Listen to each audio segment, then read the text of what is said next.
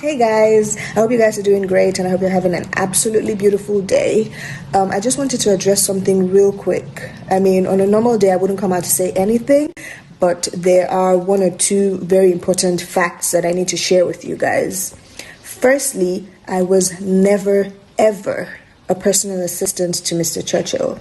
I mean, he did have a personal assistant, but her name was never Rosy Meurer. Secondly, Rosy Meurer, have never, ever been friends with any of Mr. Churchill's exes, not to talk of being best friends with any of them. I have never met any of his exes except one, which was, merely an acquaintance. Mr. Churchill introduced my siblings and I to her as his family, and aside that day, we have no personal relationship, no connection. That was the only day that we were in the same space. I did say that Mr. Churchill was like a brother to me, but he's not my blood. My mother didn't give birth to him. Mr. Churchill and I, we don't share the same father. That statement, he is like a brother to me, simply meant he is family. Mr. Churchill has always been there for my family and I, and he has always been that way. I mean, was I ever attracted to him or have I ever looked at him in any other way? No.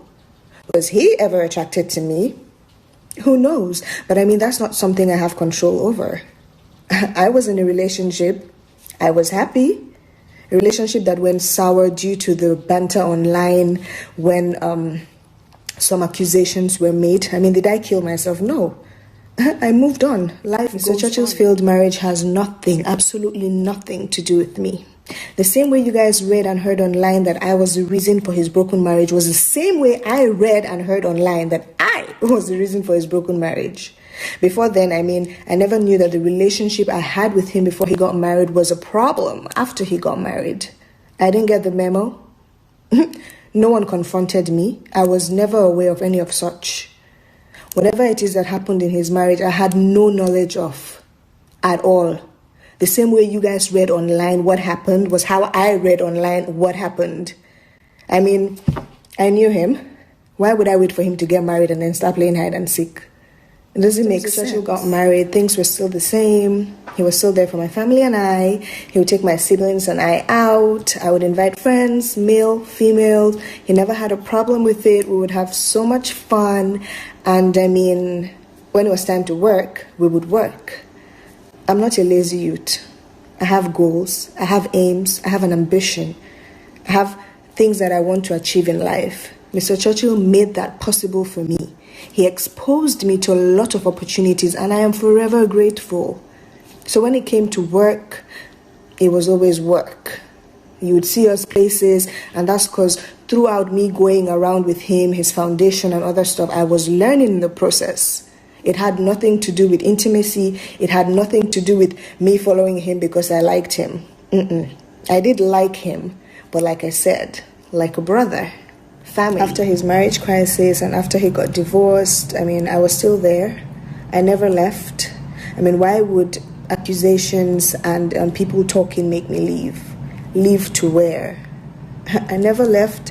I never abandoned him. Obviously, he was a different person. Not much fun. Not the normal fun, bubbly Mr. Churchill that we used to play with and we used to know. You would see that he was just off, devastated, broken,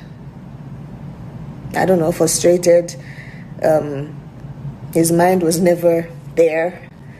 Obviously, you could tell that he had stuff on his mind, but it was what it was. Gradually, days passed, months passed, years passed. Life took its course. Destiny happened. So, what I was accused of became my reality and my fate. What would be would be. You cannot change it. You cannot force it. I am not God. It just happened. I let God's will take place in my life. I never forced myself on him. It just happened that he became more than a brother. He became a lifetime partner. And I just really needed you guys to hear this. Every malam with his kettle. One man's curse is another man's blessing. Life happens. I know you guys have opinions which you're definitely entitled to, but I just want you guys to know that your opinions, they don't change me. They don't take anything away from me. They don't change God's will in my life. They don't take away my glory. I'm always going to be me.